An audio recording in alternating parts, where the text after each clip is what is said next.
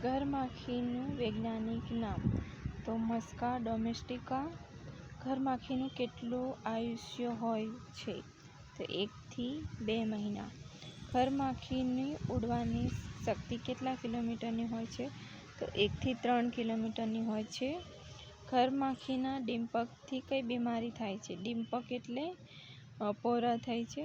તો ઘરમાખીના ડિંપકથી કઈ બીમારી થાય છે? તો મિયાસિસ થાય છે. મિયાસિસ થાય છે. ઘરમાખીના ઈંડા કેટલા લાંબા હોય છે? તો 1 mm અને સફેદ રંગના હોય છે અને કેળા આકારના હોય છે.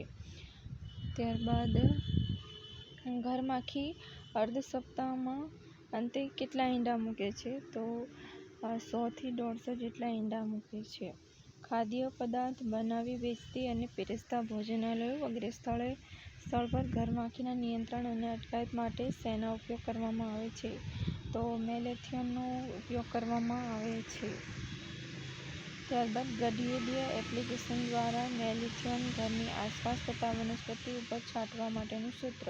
તો 220 થી 440 મિલી હેક્ટરના દીઠે ઘરની આસપાસ તથા વનસ્પતિઓ ઉપર છાંટવામાં આવે છે મેલેથિયન. આઈવીસીનું પૂરું નામ ઇન્ટિગ્રેટેડ વેક્ટર કંટ્રોલ.